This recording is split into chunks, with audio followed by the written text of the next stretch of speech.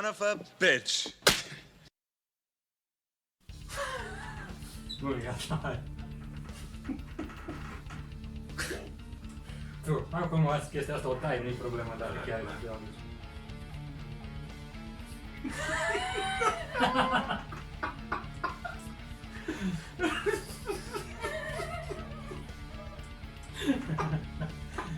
Haide. Bun.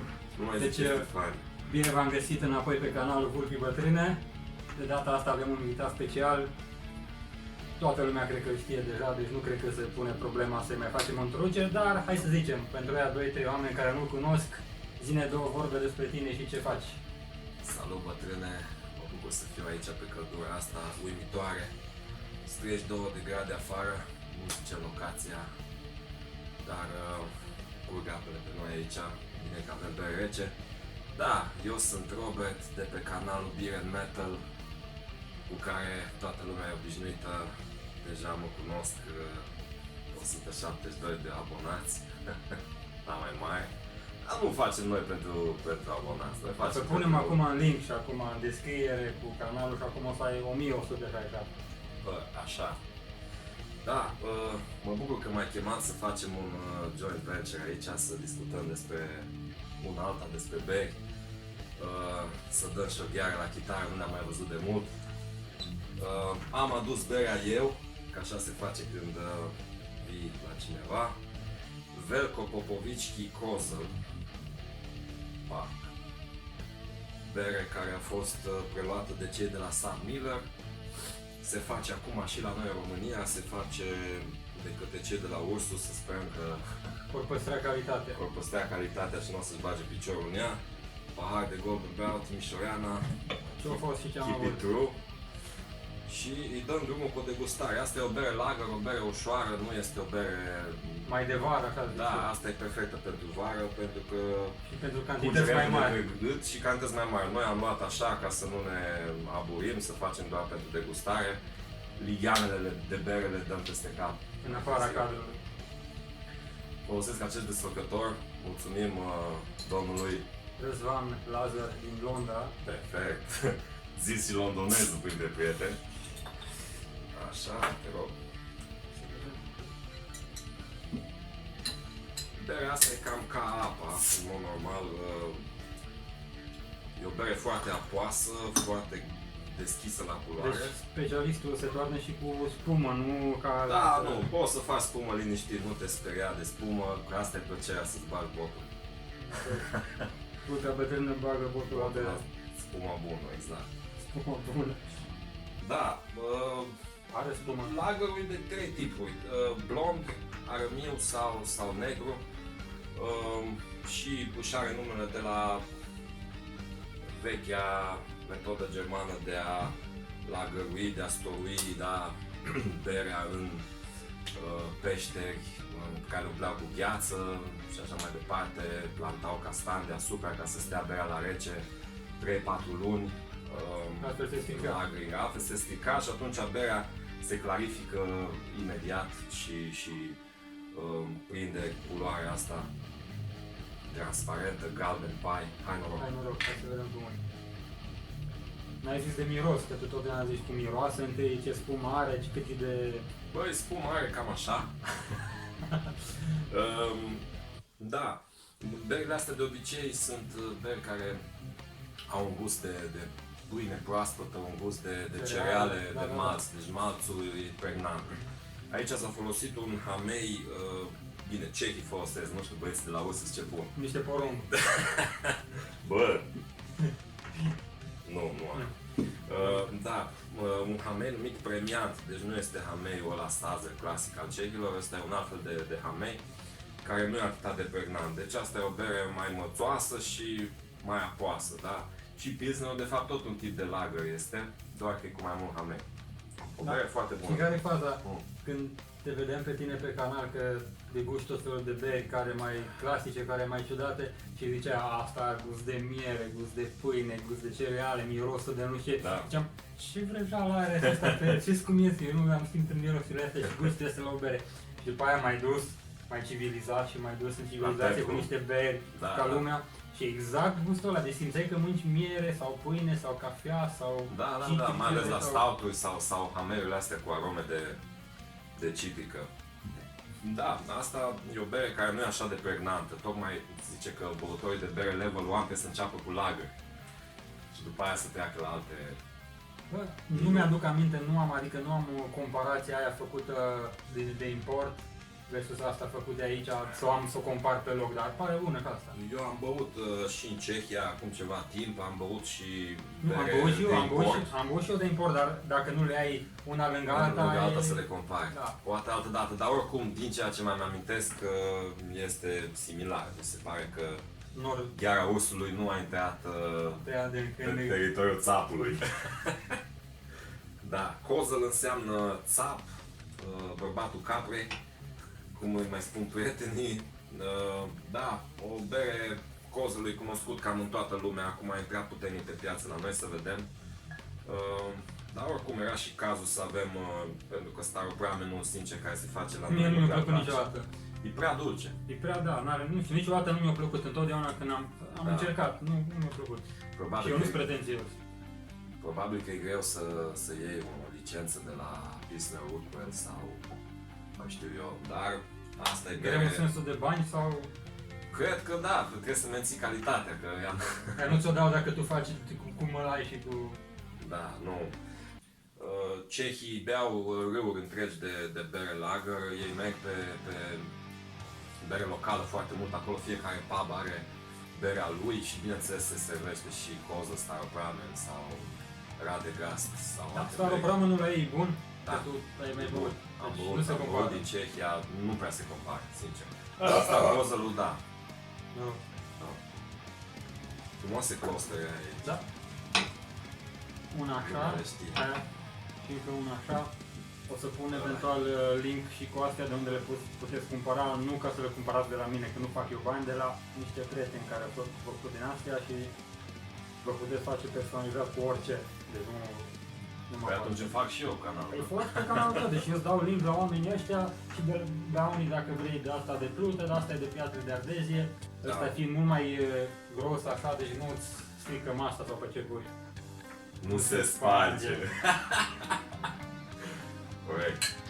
Bun, deci bem berea asta și după aia trecem la următoarea neagră, tot de la Kozel și vedem cum e aia, bun? Da, așa facem. Nu, ne-am întors și cu asta neagră. Ne-am întors și cu neagra, prieteni. Capra neagră, țapul negru.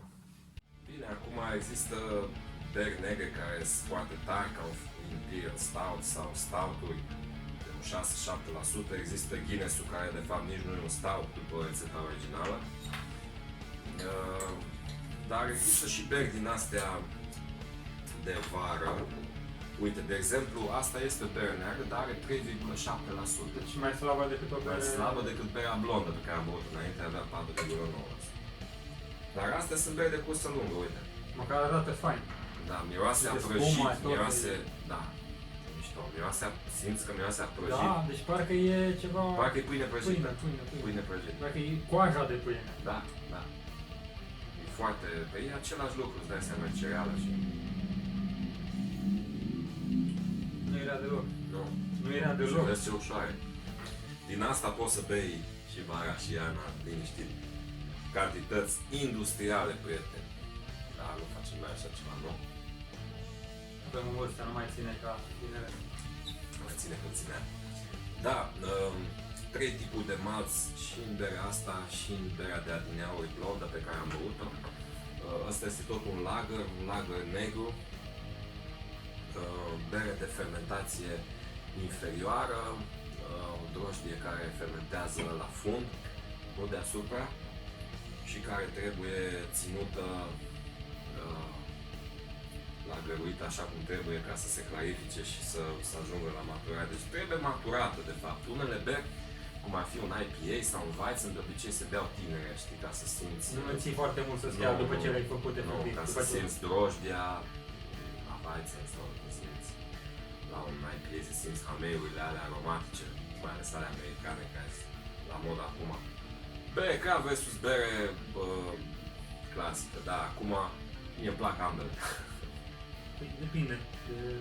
Nu e ca și cum, e ca și la muzică, nu eu ascult numai trash, eu ascult numai death și nimic altceva. Că, vezi, Doamne, că dacă asculti un pic din altceva, nu mai ești true cult, nu mai... Da, așa e. Păi îți dai seama cum ar fi să apar eu la oamenii care, să mă vadă oamenii care mă cunosc, sau ăia care nu mă cunosc, să mă vadă cum beau numai bere cu ananas, numai saure de alea cu piure de fructe, Îți mai lipsesc niște numai cu mustăți, cibu, așa. numai cu da, păi mi le las acum așa. Niște ochelari rotunzi pe care îi facem. Da, oricum, înainte eram destul de vehement, așa, cu ăștia de bere craft, că mai vedeam și pe YouTube și ziceam ce tot văd ăștia găsesc tot felul de arome și așa, dar într-adevăr e un spectru foarte, foarte larg de beri și de arome și am intrat și eu în ele și într-adevăr spune, dar nu deranjează hipsterismul ăsta, știi? Da, cultura din jurul berii. Da, deci cultura din... Și am zis, bă, dar ce metalist nu poate să Bea ceva bere bine. craft. Da, nu, ideea e că da, nu-mi place să accentuez numai pe tipurile astea de beri. Sunt unii vloggeri sau și pe Instagram și așa mai departe care beau numai beri de 37 de euro sticla, frate, numai beri care sunt rare, numai beri de colecție, nu știu ce. Nu asta e plăcerea berii. Plăcerea berii e să stai la o bere mai slabă, în cantități mai mari, să stai cu prietenii, să... Da, nu, la un moment dat, bă, mi s-au terminat banii, că e 50 de lei o doză. Și am băut două. Bun, dar ce mă gândesc eu că atunci când faci o bere artizanală în cantități mici și este de o anume calitate, adică ai folosit numai produse de calitate, ai respectat rețeta sau, mă rog, ai adăugat de la tine, mă rog, ai făcut-o cum ai vrut tu, o ieșit bine.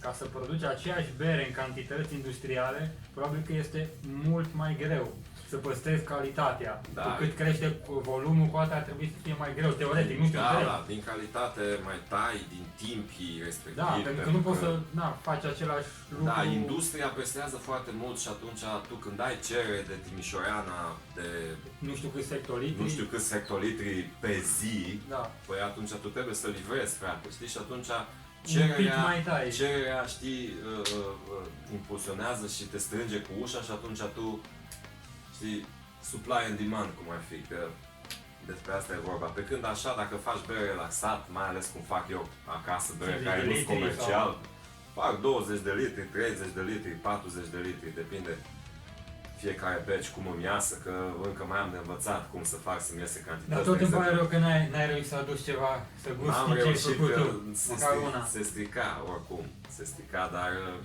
iarna este de trimis. Iarna este de trimis bere, că atunci știi că temperaturile sunt jos și... Bă, dar nu era deloc asta de la coza asta neagră, chiar e surprins. Nu e grea, e ușoară, cum ai zis. Da, o bere așa caramelizată, asta e tipic ceoslovacă și dacă te duci din pub în pub în Praga, de exemplu, bei bere de genul ăsta, dar diferită, știi? Din De la pub la pub. Da. Deci de la Bine, regiune sfârșit la oricum nu regiune mai sau- să amintești. Ah, bun. Păi, nu de la regiune la regiune, dar de la pub la pub. Deci asta e clar, că practic în toată Cehia se face cam aceeași bere, pilsuri și lagere, astea sunt berelor de bază. Dar cultura berii din Cehia e foarte mare și consumul e, cred că pe primul loc sunt. Sau eu depăși românii. Nu știu, și românii erau destul de sus, oricum. Da. Mă bucur că m-ai adus aici la tine în studio. Mă bucur că am studio. dat cu gheara și... Păi Acum da, ce? vezi luminile astea și se pare că ești în studio, ești la mine în cameră în care dorm. Lasă că nu știe nimeni. Nu, dacă te uiți mai, dar nu se vede, normal, e patul în care dorm, acolo e calculator. Hai că aduc și ăsta, uite. Are Da. să bea și el o bere. Băi frate, mă bucur că am făcut... Și vulpea. mă bucur că am făcut colaborarea asta așa... Mai facem, glumă, mai serios și... Cum trebuie să mai în facem. glumă, e în cel mai serios mod cu putință. Da, așa. Cheers! Noroc și ne vedem la următoarea.